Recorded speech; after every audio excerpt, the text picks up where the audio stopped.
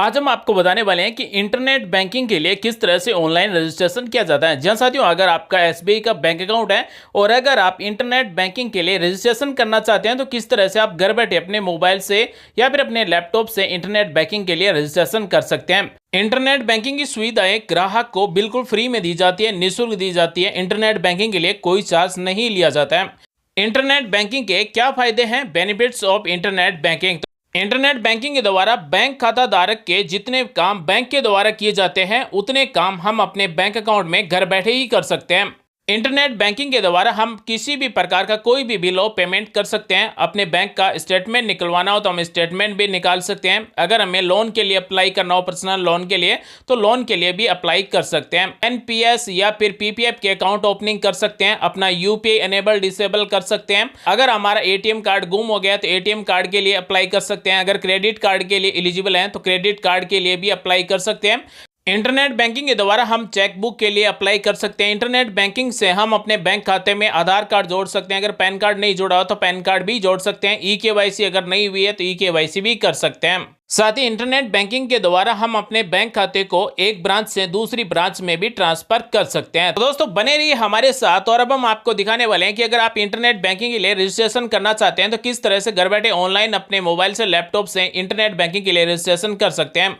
Internet banking registration के लिए आप इस तरह से गूगल में सर्च कर सकते हैं या फिर आपको डायरेक्ट रजिस्ट्रेशन के लिंक वीडियो के डिस्क्रिप्शन में मिल जाएगी। यहाँ पर आपको न्यू यूजर रजिस्ट्रेशन पर क्लिक कर देना है। जैसे हम न्यू यूजर रजिस्ट्रेशन पर क्लिक करेंगे तो इस तरह से एसबीआई ऑनलाइन बैंक का ऑफिशियल वेब पेज ओपन हो जाएगा। यहाँ पर हमें दो ऑप्शन मिलता है, new user registration, activation of user name. तो अगर आपका यूजर नेम एक्टिव नहीं है तो एक्टिव के लिए अप्लाई कर सकते हैं, लेकिन हम यहाँ पर नया रजिस्ट्रेशन करना चाहते हैं तो न्यू यूजर रजिस्ट्रेशन पर क्लिक करेंगे और नेक्स्ट पर क्लिक करेंगे तो नेक्स्ट फॉर्म ओपन हो जाएगा और इस फॉर्म का नाम है यूजर ड्राइव इन रजिस्ट्रेशन न्यू यूजर। यहाँ पर सबसे पहले अपने को अकाउंट नंबर टाइप कर देना है। हमारे पास जो बचत खाते की पासबुक है उसमें जो अपने अकाउंट नंबर दिए गए हैं वो अकाउंट नंबर टाइप करेंगे। उसके बाद में हमारी पासबुक में सीआईएफ नंबर मिल जाएंगे, ब्रांच कोड में आपकी बचत खाते की पासबुक में मिल जाएंगे, या फिर आपकी जो आईएफएससी कोड है उसके लास्ट वाले जो 5 अक्षर हैं वो यहाँ पर टाइप कर सकते हैं, या फिर आप यहाँ से ऑनलाइन भी सर्च कर सकते हैं। तो हम जैसे ही गेट ब्रांच नेम पर क्लिक करेंगे तो सबसे पहले लोकेशन यहाँ पर हमें सिलेक्ट कर लेना है, यानी कि अपने जिले का नाम सिलेक्ट कर लेंगे या फिर आपके नजदीक आपका क्षेत्र जो भी लोकेशन है वो सिलेक्ट करेंगे। उसके बाद में ब्रांच का नाम सिलेक्ट करेंगे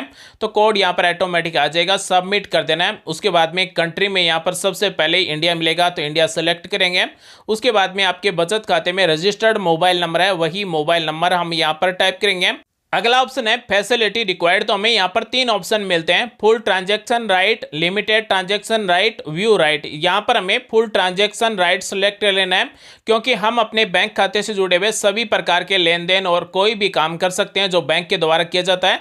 तो हम यहाँ पर फुल ट्रांजैक्शन राइट सेलेक्ट करेंगे। अगर आप लिमिटेड सेलेक्ट करते हैं तो लिमिटेड ही मिलेंगे। अगर आप व्यू राइट सेलेक्ट करते हैं तो केवल आप अपने बैंक खाते में देख सकते हैं, कोई भी अपडेट नहीं कर सकते हैं, किसी प्रकार का कोई पेमेंट नहीं कर सकते हैं। तो यहाँ पर हमें जो इमेज कोड दिए गए हैं ये टाइप कर देना है, आई एग्री पर टाइप कर देना है। उसके बाद में हमें सबमिट पर क्लिक कर देना है।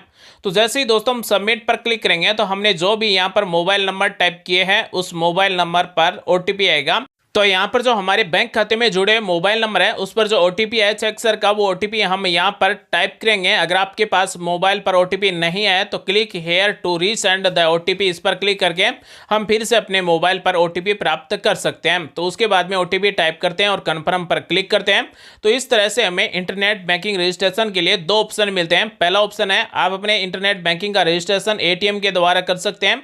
अगर हम एटीएम के द्वारा रजिस्ट्रेशन करते हैं तो हमें बैंक जाने की जरूरत नहीं है। अगर हमारा एटीएम बंद है या फिर हमारे पास एटीएम है ही नहीं तो हम यहाँ पर बिना एटीएम के भी इंटरनेट बैंकिंग के लिए रजिस्ट्रेशन कर सकते हैं, लेकिन उसके लिए एक्टिवेट करवाने के लिए हमें एक लेटर मिलेगा और वो हमें बैंक में जमा करवाना। बैंक में जमा करवाने के लगभग 2 घंटे बाद हमारा इंटरनेट बैंकिंग स्टार्ट हो जाएगा। तो हम यहाँ पर दोनों तरीके से इंटरनेट बैंकिंग रजिस्ट्रेशन के लिए बताने वाले हैं। सबसे पहले हम बात करने वाले हैं कि अगर आप एटीएम से रजिस्ट्रेशन करना चाहते हैं, अगर आप बैंक में नहीं जाना चाहते हैं तो आपको यहाँ पर 1 नंबर सेलेक्ट कर लेना है, और सबमिट कर देना है। तो हमारे बैंक खाते से जुड़ा हुआ जो भी एटीएम है उसकी डिटेल इस तरह से आ जाएगी। यहाँ पर हमें कार्ड नंबर मिलेगा, कार्ड पर क्या नाम है, कार्ड का टाइप में यहाँ पर अगर आपका क्लोज है तो इसका मतलब आपका एटीएम कार्ड बंद है, हम यहाँ पर एटीएम से रजिस्ट्रेशन नहीं कर सकते हैं। अगर आपका एक्टिव दिया गया है तो आपको सीवी नंबर टाइप कर देना है, आपके पिन नंबर टाइप कर देना है और सबमिट कर देना है।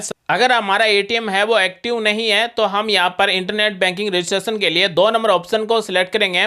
I do not have my ATM card activation by branch only, तो इसे सिलेक्ट करेंगे और सबमिट कर देंगे। सबमिट के बाद में अगला फॉर्म ओपन होगा, user drive in password registration. तो यहाँ पर हमें एक लॉगिन के लिए नया पासवर्ड टाइप कर देना है। यहाँ पर हमें जो पासवर्ड टाइप करेंगे वो हमें याद रहना जरूरी है। उसके बाद में फिर से confirm new login password type करेंगे। पासवर्ड में हमें यहाँ पर 8 अक्षर से लेकर 20 अक्षर तक टाइप कर सकते हैं, लेकिन हमें कम से कम 8 अक्षर टाइप करना होगा। पासवर्ड टाइप करने का जो फॉर्मेट है वो इस तरह का होना चाहिए, कैपिटल BCD@123 इस तरह से हमें एक पासवर्ड टाइप कर देना है जो हमें याद रहे।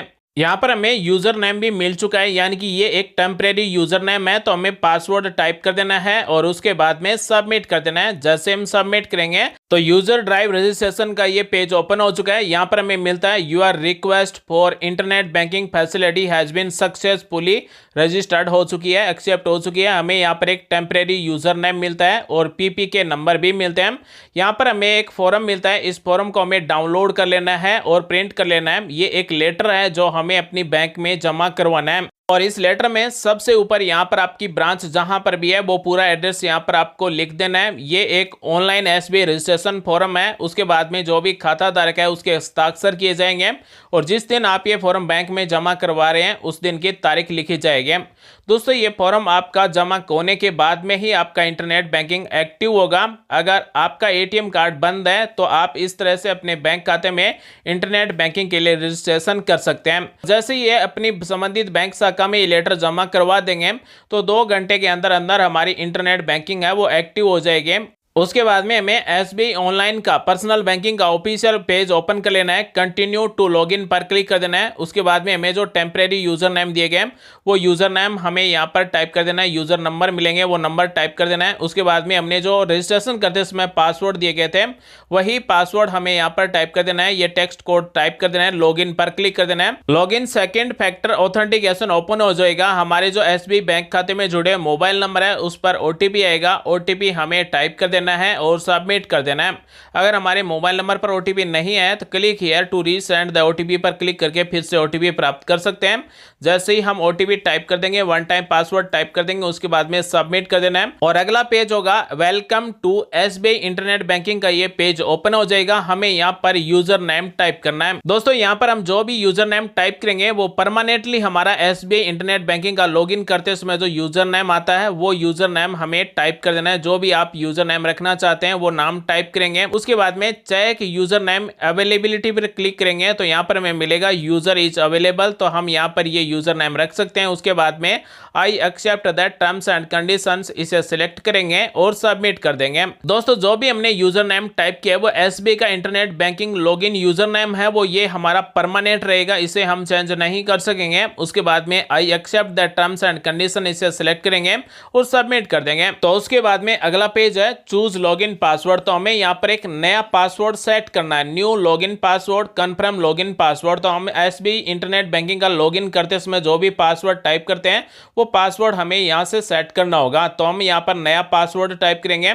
हमने जो पहले पासवर्ड टाइप किए थे वो पासवर्ड दोबारा से फिर से नहीं टाइप करना है, नया पासवर्ड टाइप करना है। उसके बाद में फिर से कंफर्म लॉगिन पासवर्ड टाइप करेंगे और कंफर्म पर क्लिक कर देंगे। तो हमारा यूजर नेम और पासवर्ड है वो सेट हो चुका है। अब हमारा परमानेंटली यूजर नेम वही रहेगा, पासवर्ड हम फॉरगेट कर सकेंगे। दोस्तों आप ये यूजर नेम पासवर्ड कहीं पर भी लिख कर भी रख सकते हैं ताकि आपको याद रहे। उसके बाद में जैसे ही कंफर्म पर क्लिक करेंगे तो अगला है सेट प्रोफाइल पासवर्ड। अब हमें प्रोफाइल पासवर्ड सेट करना है। प्रोफाइल पासवर्ड का मतलब है कि हम किसी भी प्रकार के अपने प्रोफाइल में अपडेट करेंगे उस समय हमें यह पासवर्ड टाइप करना होगा। तो हमें यहाँ पर एंटर प्रोफाइल पासवर्ड में पासवर्ड टाइप करना है।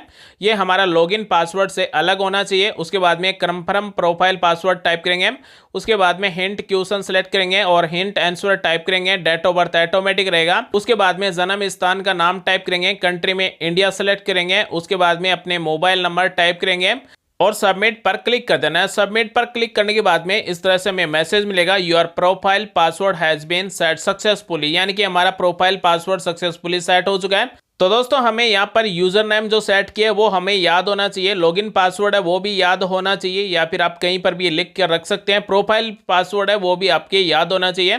उसके बाद में प्रोसेस्ड पर क्लिक कर देना है। जैसे हम प्रोसेस्ड पर क्लिक करेंगे और अगला स्टेप है अपग्रेड या फिर डाउनग्रेड एक्सेस लेवल, यानी कि हमारा जो एक्सेस लेवल वर्तमान में केवल हम अपने बैंक अकाउंट की डिटेल चेक कर सकते हैं, कोई भी लेन देन नहीं कर सकते हैं, किसी भी प्रकार की सर्विस के लिए ऑनलाइन फॉर्म नहीं भर सकते हैं। इसलिए हमें अपने एक्सेस लेवल को अपग्रेड करना होगा। तो अपने अकाउंट नंबर के ठीक आगे सेलेक्ट का बटन दिया गया, इसे सेलेक्ट करेंगे और यहाँ पर हमें अपग्रेड एक्सेस लेवल 2 के सामने फुल ट्रांजैक्शन राइट्स को सिलेक्ट कर लेना है, यानी कि हमारे अकाउंट से जुड़े हुए सभी प्रकार के लेन देन, बिल पेमेंट और सभी प्रकार की एसबी बैंक की सर्विस का फायदा लेने के लिए हमें फुल ट्रांजैक्शन राइट्स का सिलेक्ट कर लेना है। उसके बाद में हमें सबमिट पर क्लिक कर देना है। जैसे ही दोस्तों हम सबमिट पर क्लिक करेंगे तो हमारे बैंक खाते में जुड़े हुए जो मोबाइल नंबर है उस पर ओटीपी आएगा, ओटीपी हमें टाइप कर देना है और कन्फर्म पर क्लिक कर देना है। जैसे हम कन्फर्म पर क्लिक करेंगे अपने बैंक खाते का एक्सेस लेवल है वो अपग्रेड हो जाएगा, यानी कि बैंक खाते से जुड़े हुए बैंक की जितनी भी सर्विस है उन सभी का लाभ ले सकेंगे और इसे एक्टिवेट होने में 1 घंटे का समय लगेगा। अब हम अपने बैंक खाते में किसी प्रकार का कोई भी अपडेट कर सकते हैं, अपने बैंक खाते से किसी भी प्रकार का कोई पेमेंट कर सकते हैं, अपने बैंक खाते में कितना बैलेंस है आरटीजीएस कर सकते हैं, एनईएफटी कर सकते हैं, हम अपना पीपीएफ अकाउंट ओपन कर सकते हैं, हम अपने पर्सनल लोन के लिए अप्लाई कर सकते हैं, अपना अगर एटीएम नहीं बना तो एटीएम के लिए अप्लाई कर सकते हैं, बैंक स्टेटमेंट डाउनलोड कर सकते हैं, यानी कि एसबी बैंक से जुड़ी हुई सभी सर्विस का फायदा ले सकते हैं। तो दोस्तों आज हमने आपको बताया कि एसबी इंटरनेट बैंकिंग के लिए अगर कोई नया यूजर रजिस्ट्रेशन करना चाहते हैं तो किस तरह से रजिस्ट्रेशन करेंगे, किस तरह से यूजर नेम सेट करेंगे, पासवर्ड सेट करेंगे, प्रोफाइल पासवर्ड सेट करेंगे। उम्मीद है जानकारी अच्छी लगी। मिलेंगे अगले वीडियो में एक नई जानकारी के साथ, तब तक के लिए आप सबका दिन शुभ हो। जय हिंद, वंदे मातरम।